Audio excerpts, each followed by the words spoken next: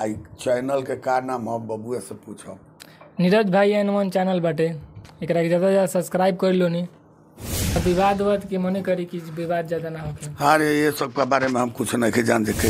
अच्छा चलिए हम शंभू बाबा तमाम भोजपुरिया भाई के दसों नौ जोड़ के प्रणाम करब और उनसे एगो खुशखबरी सुनावे जाए जे बहुत बढ़िया अपना क्षेत्र के एगो सुंदर कलाकार हमार छोट भाई यही घर बगले में कलपुरा मठिया है, ये अपनों बाबू एगो चैनल चालू कैले हैं।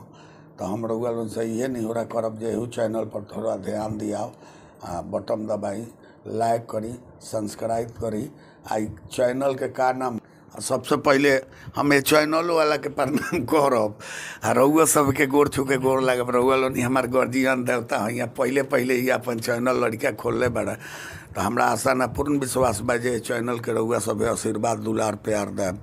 ये भोला बाबा से नहीं हो रहा करब जे बबुआ आगे बढ़स, जहाँ रहस एकदम इनकरो चैनल चलो, झंडा लहरात रहो। हर हर महादेव, जय श्री राधे राधे। हमरो एगो चैनल बा शंभू बाबा ऑफिशियल, जितेंद्र जीत ऑफिशियल, वही पर हमनी के गाना कॉमेडी छूटला। रउआ लोनी से विशेष का कहीं, रउआ लोनी तो हमारे गार्जियन है, भगवान है, देवता है। तो हम अनियो के चैनल पर ध्यान देबू। पर्सनल हमनी के चैनल है जितेंद्र जीत ऑफिशियल, शंभू बाबा ऑफिशियल। तो तन देखल जाओ। आ नया नया गीत पर चढ़ल बा, कॉमेडियो चढ़ल बा, फिर कॉमेडी चढ़े वाला बा। तो रउआ से विशेष का कहीं एहू बाबू पर ध्यान देव लोनी। आ बबुओ से कहब जे अपना चैनल के बारे में कुछ बोलो। ये सब के बारे में हम कुछ नहीं जान देखे कि विवाद कौन चीज से करता का करता। ये सबसे हमरा विवाद होता है, मने करी कुछ विवाद कम हो जाए ना ना। अच्छा ये सबसे हमरा का लेवे देवे के बाद सब भोजपुरिया भाई लोग आगे बढ़ो, सब कोई के हम प्रणाम करब। जे जहाँ बा झंडा लहराओ, अपन अपन राज भोगत रहो। आ हमरा ये विवाद सिवाद से कोनो कुछ कहू का मतलब नहीं है।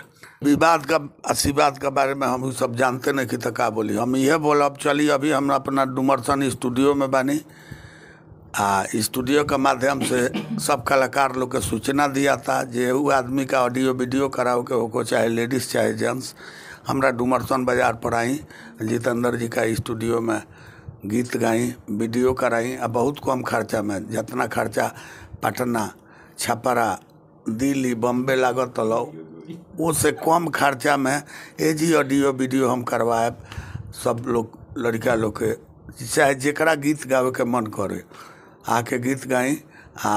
सेटअप लाग गई बा दुर्गा जी वाला, दुर्गा पूजा वाला। यही जब वीडियो हुई, यही जो ऑडियो हुई, ऐसे विशेष खुशखबरी हम रउआ लोनी के देतनी जे भी आदमी का गीत गावे के बाद डुमरसन बाजार पर आई बाबू के चैनल के देख के लाइक करी, सब्सक्राइब करी, बटन जरूर दबाई। हमरा ही कोनो फेर में ना रही। शंभू बाबा, जय हिंद, जय भारत, जय मां शारदे, जय मेरे भोजपुरिया गार्जियन लो, जय मेरे भाई चैनल वाला, हर हर।